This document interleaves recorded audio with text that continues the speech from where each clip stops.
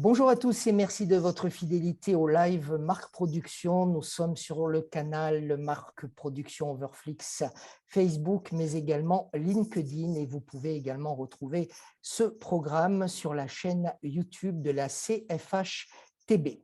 L'hypnose n'est pas une alternative ou autre pratique de soins, elle est un complément. Loin de l'hypnose spectacle, l'hypnose clinique et thérapeutique, mais son efficacité au service de l'objectif de soins, c'est un outil de plus facilitateur et puissant. Vous le savez, nous avons l'habitude d'en parler avec la CFHTB, Confédération francophone d'hypnose et thérapie brève. Aujourd'hui, notre sujet, l'hypnose à l'hôpital, une médecine complémentaire novatrice. Merci à tous nos invités d'être avec nous pour ce direct. Je vais, sans plus tarder, avant de vous les présenter, accueillir Gérard Fitoussi, qui est un habitué, bien évidemment, de ce live. Bonsoir, docteur Fitoussi, merci d'être avec nous. Nous accueillons aussi votre successeur à la CFHTB. Racontez-nous, Gérard Fitoussi.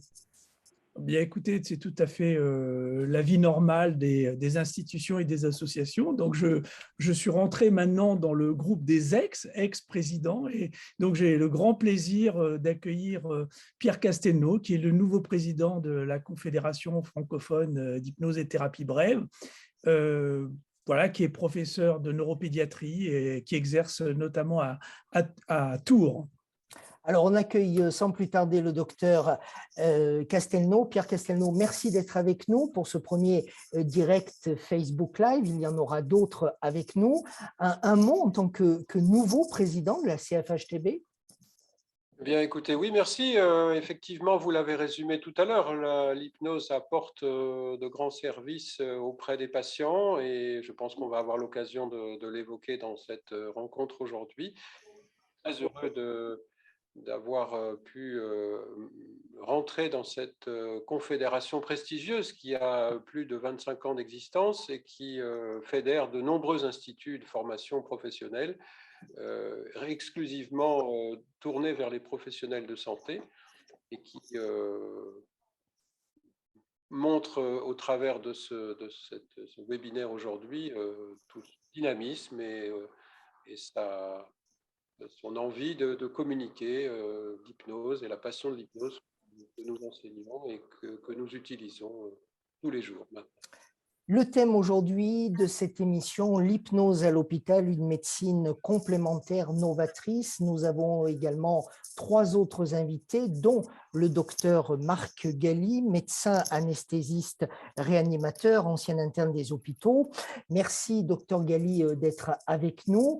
J'ai aussi envie de vous proposer, de vous demander de présenter vous-même nos 2 autres invités qui sont des patients. Avec nous, Marie Hafner et Philippe Dargencé. Vous commencez par nous présenter Marie Hafner, docteur Galli? Oui, avec grand plaisir. Et puis d'abord, je les remercie vivement d'être venus parce que c'est toujours une marque de confiance. Marie Hafner, c'est une patiente que j'ai rencontrée à l'hôpital Saint-Louis il y a un an et demi, je crois. Parce qu'elle va vous le raconter, elle devait se faire opérer sous anesthésie loco-régionale et avec l'aide de l'hypnose pendant son intervention. Et donc, elle m'avait été adressée, si j'ai bonne mémoire, par mes collègues anesthésistes. Et donc, j'ai fait une séance avec elle pour la préparer, ce qu'on ne fait pas toujours, et pour la préparer à l'intervention qui devait avoir lieu dans les jours suivants. Et voilà, donc elle vous racontera la suite. Alors, elle nous racontera la suite dans un instant. Tout à fait. Vous nous présentez Philippe Dargencé? Philippe Dargencé, je l'ai connu bien avant, c'était du temps où je faisais de l'hypnose au bloc opératoire de façon très intensive et nous l'avons opéré de chirurgie lourde sous anesthésie loco-régionale. Et Philippe Dargencé, je l'ai rencontré à plusieurs reprises. On l'a opéré plusieurs fois. Il vous racontera aussi son expérience et en particulier sa première expérience de chirurgie sous anesthésie loco-régionale avec l'aide de l'hypnose comme élément intégratif, complémentaire et intégratif. On parle beaucoup de médecine intégrative en ce moment, et en fait, je m'aperçois que en fait, je fais de la médecine intégrative sans le savoir depuis 25 ans, en intégrant l'hypnose dans une spécialité médicale. Alors, Voilà. merci pour le teasing, docteur Galli. Vous êtes vraiment très doué pour nous donner envie d'en savoir plus avec nos invités. Et je vois le sourire de Gérard Fitoussi qui ne peut que effectivement abonder dans le sens de ce dont je viens de parler par rapport à ce teasing ou à cet effet teasing. Gérard Fitoussi, une présentation rapide de la thématique d'aujourd'hui de notre Facebook Live, l'hypnose à l'hôpital ou une médecine complémentaire novatrice. Comment comprendre ce thème ? Écoutez, moi j'ai souhaité qu'on parle de ce thème, d'abord parce qu'il a fait la une de plusieurs journaux, d'émissions télévisées. Je crois que c'est entre guillemets relativement spectaculaire, quoique ça s'inscrit, comme l'a dit le docteur Galli, dans une pratique tout à fait banale et banalisée, mais qui reste un peu spectaculaire aujourd'hui. Et je crois que c'est important de montrer que l'hypnose, comme vous l'avez dit au tout début, c'est pas simplement du spectacle, c'est pas simplement pour les petits bobos, c'est pas simplement pour des petites choses, mais qu'elle peut tout à fait être utile et venir même lorsque l'anesthésie parfois peut ne pas être possible, on le sait, eh bien venir en aide aux patients. Et je crois que c'est vraiment un thème important pour comprendre au-delà du spectaculaire. C'est pour ça que j'ai demandé à Marc Galli d'intervenir, mais je crois qu'aussi professeur Calceno qui pourra en parler aussi très bien. On leur donne la parole, bien évidemment, dans un instant. On va laisser s'exprimer nos deux invités témoins, si je puis dire ainsi. Marie Hafner, l'hypnose lors de cette intervention que vous avez subie à l'hôpital, que souhaitez-vous nous en dire ? Racontez-nous ce que vous souhaitiez partager avec nous. Moi, ce qui est particulier, c'est que j'ai donc fait une préparation à l'hypnose pour mon intervention, mais finalement, j'ai été opérée sous anesthésie générale. Parce que, au départ, je devais donc être opérée sous hypnose parce que je ne souhaitais pas être intubée. La seule solution vraiment possible pour moi, c'était donc d'être opérée sous hypnose. Parce que l'intubation, évidemment, est très dangereuse pour les cordes vocales de chanteuses. Finalement, la taille de la tumeur était trop importante et ma chirurgienne m'a conseillé plutôt de passer sous anesthésie générale. Mais cela n'enlève rien à ma séance de préparation à l'hypnose avec le docteur Galli, qui a été pour moi un outil très précieux pour la réparation ensuite, pour garder le calme et pour avant l'intervention également. Comment aviez-vous entendu parler de l'hypnose ? Quels étaient les éléments qui vous ont donné envie d'aller en confiance vers l'hypnose et en particulier vers le docteur Galli ? Moi, vous savez, en tant que chanteuse d'opéra, on est souvent assez ouvert à tout ce qui est thérapie, on va dire, alternative, tout ce qui n'est pas spécialement un cachet, et puis voilà. Donc, l'hypnose, la méditation, tout ce qui est sur la respiration, le calme, la conscience de soi, les outils qui nous appartiennent à nous pour régler nos propres problèmes, on est toujours très clients, nous, les artistes, et notamment ceux qui les interprètent, ceux dont l'instrument est le corps. Je reviendrai dans un instant à vous, puisque vous nous avez dit avoir dû malheureusement subir l'intervention sous anesthésie générale, mais que l'hypnose ou la préparation à l'hypnose vous a beaucoup aidé pour la suite. Alors, on revient vers vous dans un instant. Je me tourne à présent, ou du moins il va apparaître sur l'écran, Philippe d'Argencé. Merci, monsieur, de nous faire également l'amitié de votre présence. Racontez-nous comment vous avez-vous utilisé ou eu les bienfaits de l'hypnose pour l'intervention qui a été la vôtre. Oh bien, moi, c'est très simple. J'ai été opéré par les deux, moi j'appelle les deux, c'est-à-dire le docteur Galli pour l'hypnose et le docteur Anidjar qui m'a opéré de l'aorte et une jambe. Mais moi, l'hypnose, j'y étais pas du tout préparé. J'ai trouvé ça extraordinaire parce que, je le dis dans un petit mot, j'écrivais à l'ami médecin, j'ai pas du tout eu le moindre mal. J'ai pas souffert du tout. Pourtant, j'avais quand même de sérieuses ouvertures, là où vous savez, sur le ventre et tout ça. Voilà, donc moi, c'est vraiment un hasard, mais je peux dire que j'étais soufflé parce que c'est vraiment extraordinaire. Vous dites que c'était un hasard, c'est-à-dire que c'est une technique que vous ne connaissiez pas? Bon, bien sûr que non. Moi, je suis peintre, alors pourquoi voulez-vous que j'aille connaître ce truc-là? Non, je connaissais absolument pas, mais je suis tombé. Bon, je connaissais le docteur Galli, mais sinon, non, je connaissais personne là-dedans. Sans tomber dans des choses indiscrètes, comment avez-vous été préparé à ce moment-là de l'hypnose avant l'anesthésie? Par le docteur Galli. Oui, mais de quelle manière? Et le docteur Galli viendra dans un instant nous expliquer Oui. aussi les choses. Il me posait des questions, il me racontait des histoires. Hein, et puis, oui, j'allais dire, c'est un peu idiot, j'allais dire amical. Oui, c'était un peu une interview, si vous voulez. Et moi, j'étais de dos, assis sur une table au bloc, et c'était juste avant l'opération. Mais après, il m'a beaucoup parlé pendant l'opération.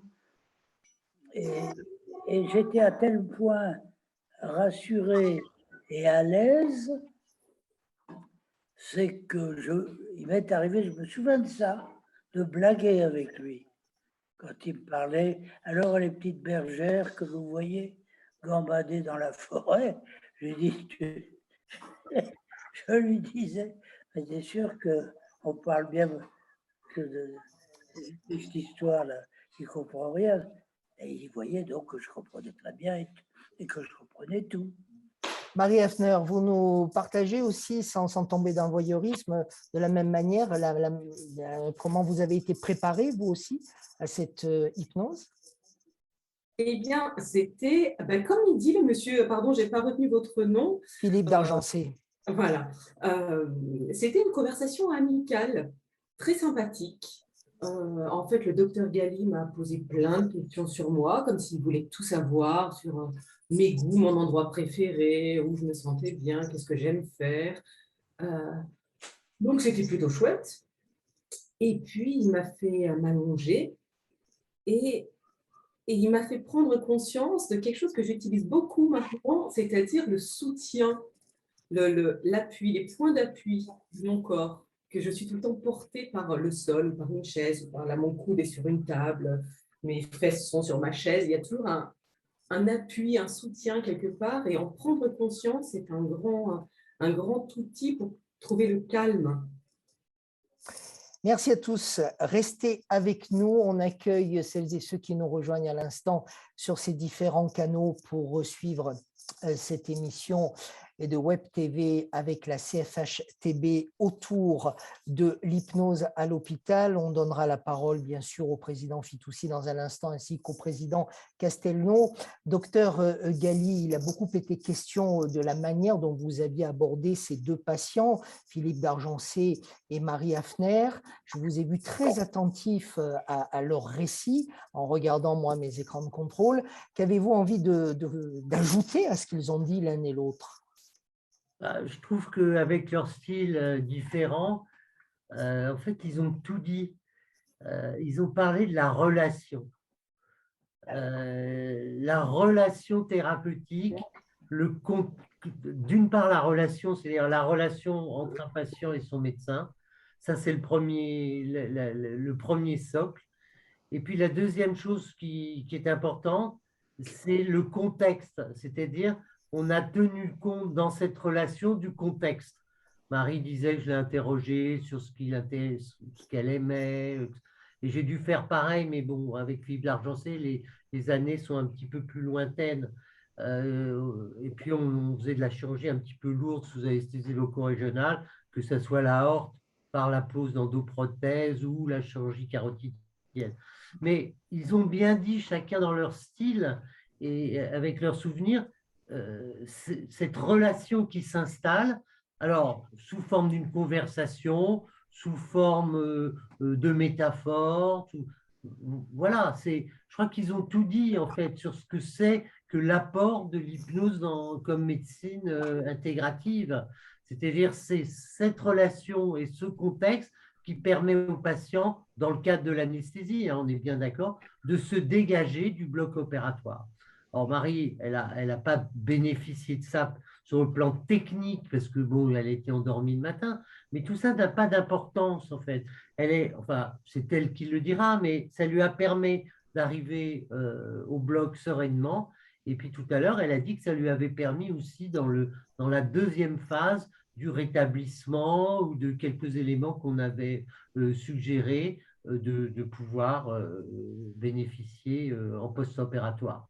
Marie Hafner, qu'est-ce qui vous permet, Marie, de dire effectivement avec conviction que même si vous n'avez pas bénéficié de l'hypnose au moment de l'endormissement, au réveil, cela vous a rendu service?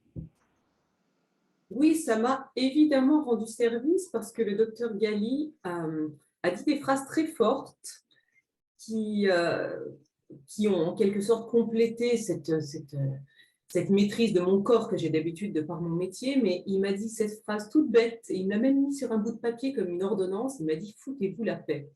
Foutez-vous la paix à vous-même. Mais oui, c'est très puissant, parce qu'on ne se fout jamais la paix. On est toujours là à vouloir contrôler, à se dire « ah, j'ai mal là, qu'est-ce que je peux faire ?» Et si je me foutais la paix? Si j'oubliais, et du coup, c'est de l'auto-hypnose, je suppose, qui est de se foutre la paix, en fait. Gérard Fitoussi, on fait comment pour se fiche la paix à soi-même dans le cadre d'une séance d'hypnose? Oh, écoutez, je ne saurais pas trop vous répondre tout de suite, mais je voudrais rajouter quelque chose d'important, enfin, en tout cas qui me paraît important, c'est que cette vidéo que nous présentons, ce live, concerne l'hypnose à l'hôpital, mais je ne voudrais pas le réduire uniquement au bloc opératoire.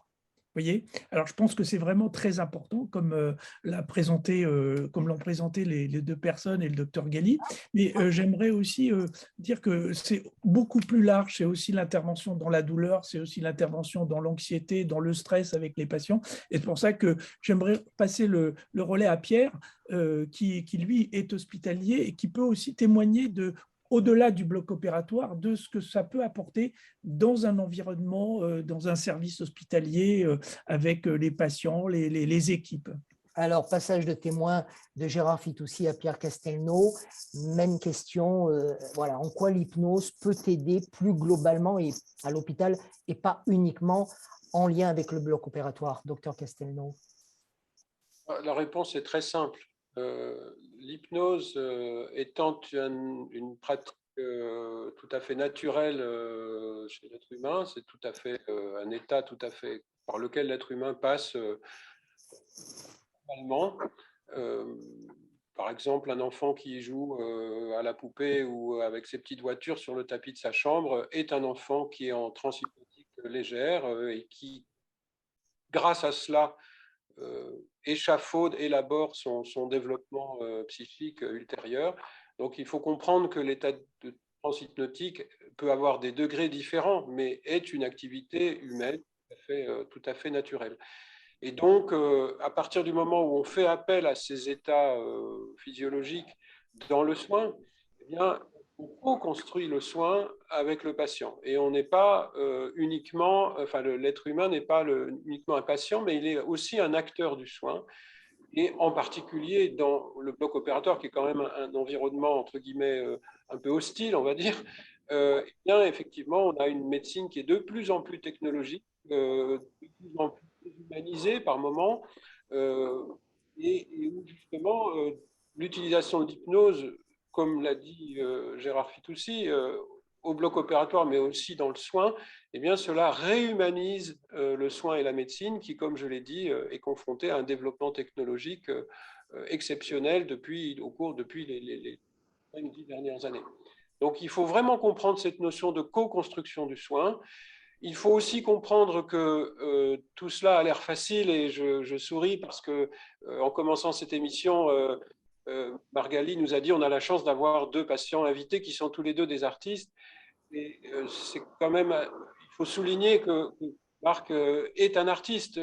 Ce qu'il fait, on ne peut pas faire ça au bout de quelques années de pratique de l'hypnose. Il faut énormément d'expérience pour arriver à faire ça, avec le détachement, le naturel, la simplicité qui le caractérise.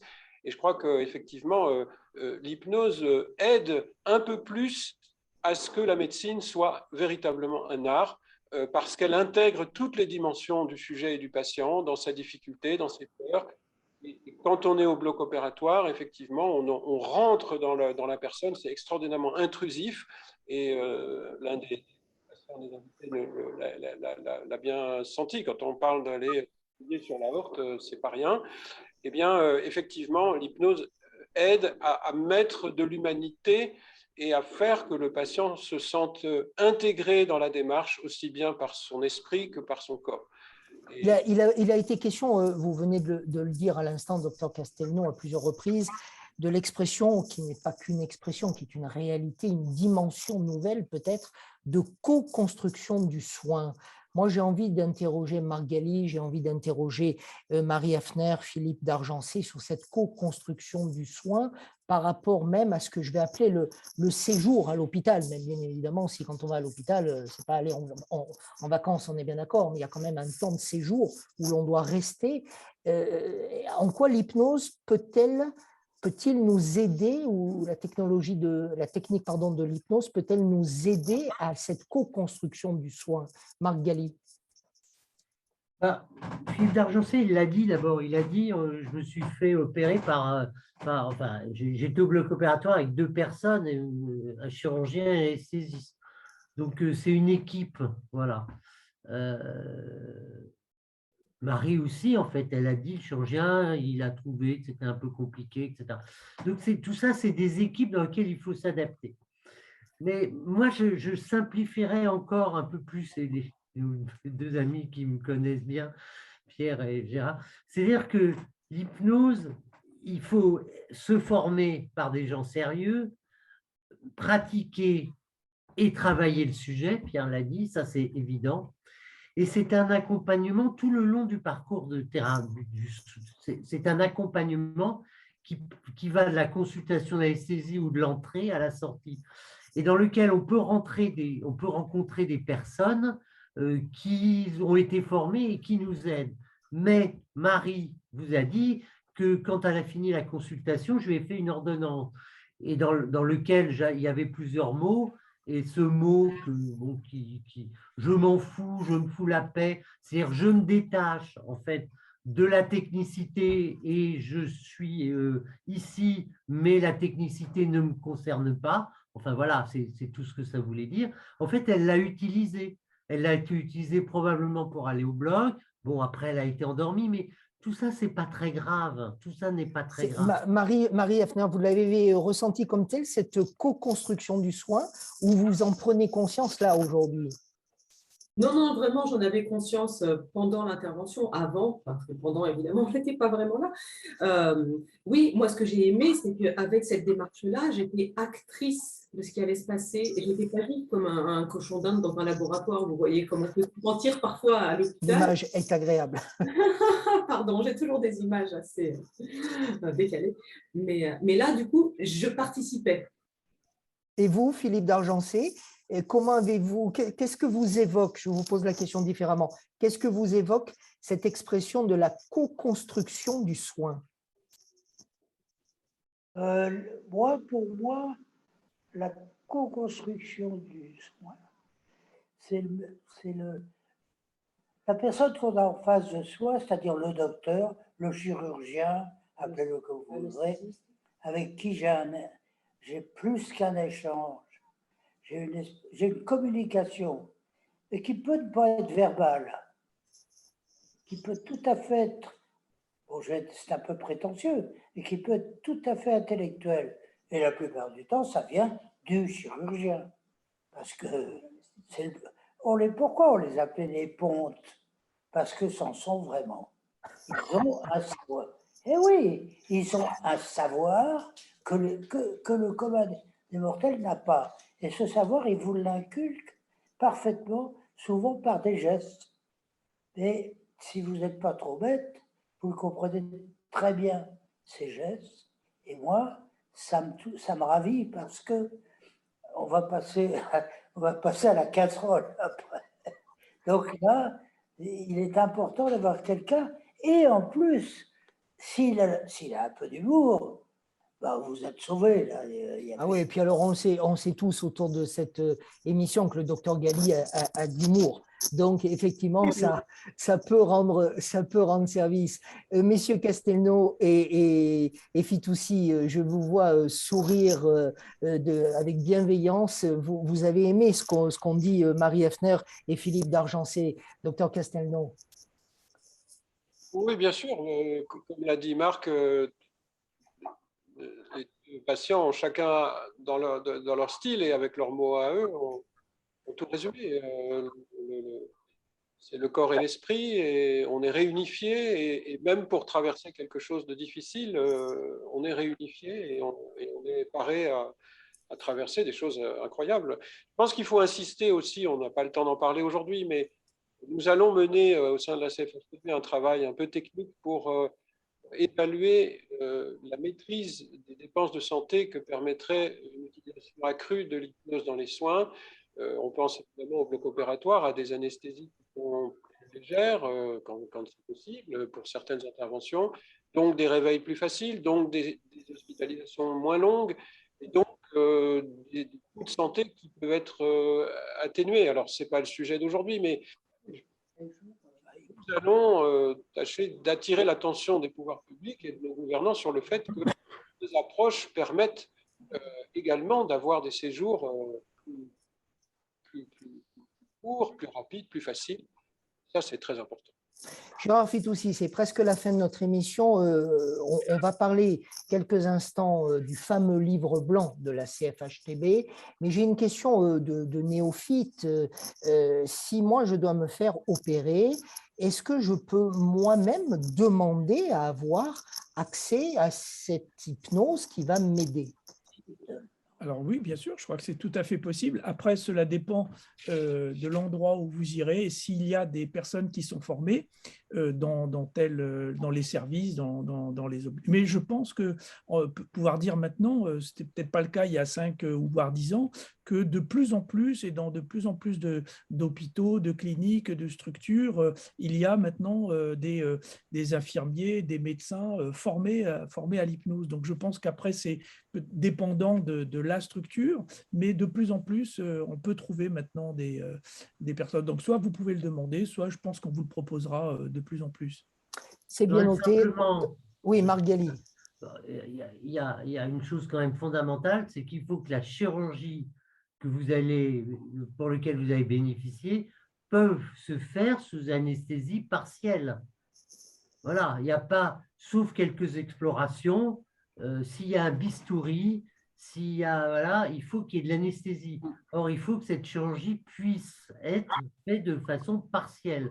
Ce qui était possible jusqu'à une certaine limite pour Marie, ce qui était possible pour Philippe, etc., etc. Donc ça, c'est très important. Il faut que la chirurgie soit possible. Mais c'est de plus en plus possible parce que les techniques d'anesthésie sont de plus en plus ce qu'on appelle loco-régionales. Alors, on dit la chirurgie éveillée. Bon, ça a été un terme qui a été pris par la neurochir, mais qui est pas un bon, qui est un terme généraliste. Il faut que ce soit de la chirurgie éveillée, c'est-à-dire que vous puissiez être endormi partiellement l'endroit qu'on fait. Merci pour cette précision, docteur Galli. Docteur Fitoussi, un mot sur le livre blanc de la CFHTB? Oui, alors comme à chaque vidéo live, je vous l'ai apporté, donc le voici. Donc, ce livre blanc fait le point sur l'état de l'hypnose, donc il est dans notre pays et au-delà dans l'espace francophone, et surtout, ce qui pour nos auditeurs, ils peuvent sur le site de la CFHTB le télécharger et en avoir la lecture. Il est à disposition et gratuit et permet de mieux comprendre un petit peu comment l'hypnose est maintenant existent sur notre territoire, les enjeux, les implications, les devenirs et les recommandations que la CFHTB fait. Et je voudrais juste terminer, parce que je crois qu'il y a un élément important pour Marie, ce qu'elle a dit, c'est-à-dire qu'elle avait démarré pour faire de l'hypnose et puis ça s'est avéré pas possible pour l'intervention chirurgicale. Et je crois que ça, c'est vraiment très important ce qu'elle a indiqué, parce que l'hypnose doit être faite par des professionnels. Voilà. Je pense que des non-professionnels, alors en chirurgie, c'est rare, mais dans d'autres domaines, ça peut exister. Des non-professionnels auraient pu très bien dire oh, ben, l'hypnose, ça marche pour tout, c'est efficace dans tout, il n'y a aucun problème. Mais là, on a affaire à des professionnels qui ont dit écoutez, on peut l'utiliser, mais dans ce cas-là, eh bien, il faut faire quelque chose de plus classique. Voilà, donc je crois que ça c'est très important et le leitmotiv c'est on ne fait par hypnose que ce que l'on sait faire sans hypnose. Merci à tous d'avoir participé à cette émission. Merci à Marie Hafner, à Philippe Dargencé, à Pierre Castelnau, à Gérard Fitoussi, à Marc Galli. C'était un plaisir, un bonheur, un honneur que de vous recevoir tous autour de cette mosaïque de caméras et d'images. C'est très pratique aussi de se voir de cette manière. Vous connaissez le principe de cette émission. À partir dans 15 secondes à peu près, quand j'aurai dit au revoir, elle sera disponible en replay. Vous la faites vivre, vous la partagez, vous la faites découvrir à d'autres et bien évidemment, rendez-vous sur le site de la CFHTB. À très vite pour une autre émission avec vous tous. Merci, au revoir. Merci à tous, merci.